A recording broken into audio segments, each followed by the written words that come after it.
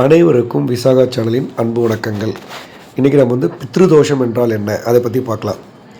பித்ருதோஷம்னா ஒன்றும் இல்லைங்க. நம்மளோட முன்னோர்கள் இருக்காங்களே, நமக்கு முன்னாடி இறந்துருப்ப பெரியவங்க இருக்காங்களே, அவங்களுக்கு எதுவுமே பண்ணாமல் இறந்ததுக்கப்புறம் அவங்களுக்கு செய்ய வேண்டிய எந்த கடமையும் செய்யாமல் சில பிள்ளைங்க வளராங்க பார்த்தீங்களா. அந்த பிள்ளைங்களோட தலைமுறை ஜெனரேஷன் வருது பாருங்கள், அடுத்து அவங்களோட பிள்ளைங்கள், அவங்களுக்கு எல்லாம் இந்த பித்ருதோஷம் ஏற்படுங்க. இந்த பித்ருதோஷம் ஏற்பட்டால் என்ன நடக்கணும்னு பார்த்தீங்கன்னா, அவங்களுக்கு குழந்தை ஒழுங்காக பிறக்காது, ரொம்ப ரொம்ப தாமதமாகும், மன கஷ்டம், பண கஷ்டம், நிறைய சண்டை சச்சரவுகள், வாழ்க்கையில் ஒரு அண்டர்ஸ்டாண்டிங்கே இல்லாமல் வாழ்வாங்க கடைசி வரைக்கும். இந்த மாதிரி நிலைமை வருங்க. இதுக்கு இந்த முன்னோர்களை மதிக்காததும் அதுவும் காரணமாக இருக்கலாம், வணங்காதது. ரெண்டாவது, முன்னோர்களை மதிக்காமல் போகிறது, மரியாதை தராமல் இருக்கிறது. அதே மாதிரி என்னுடைய கூட பிறந்த அண்ணன் தம்பி தங்கச்சிகளுக்கே சொத்துக்கள் பிரித்து கொடுக்காமல் சொத்துக்கு ஆசைப்படுறது, இதெல்லாமே அவங்க பண்ணியிருப்பாங்க. இதெல்லாமே கூட பித்ருதோஷத்துக்கான ஒரு காரணமாக இருக்கலாம்.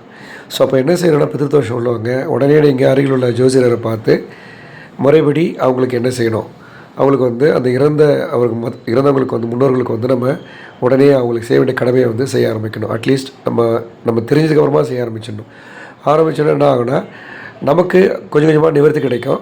ஆனால் அதே நேரத்தில் அது முழு நிவர்த்தி நம்முடைய அடுத்த ஜென்ரேஷன் பார்த்திங்களா, அந்த குழந்தைங்க தலைமுறை நல்லாயிருக்கும். அதனால் அந்த மாதிரி தெரியாதவங்க உடனே அருகில் உள்ள ஜோசியரை போய் பார்த்து நம்ம அதை தெரிஞ்சுக்கிட்டு முறைப்படி செய்ய ஆரம்பிக்கலாம். குறிப்பாக இறந்தவங்களுக்கு பார்த்திங்கன்னா, அமாவாசையில் நம்ம திதி கொடுப்பாங்க. அதை ரெகுலராக பண்ணணும். மாதம் அமாவாசையில் பண்ணணும். மாதம் முடியாதவங்க இந்த தை அமாவாசை, அந்த 2 அமாவாசை வரும் பார்த்திங்களா, அந்த டைம்லேயாவது பண்ணணும் நீங்கள்.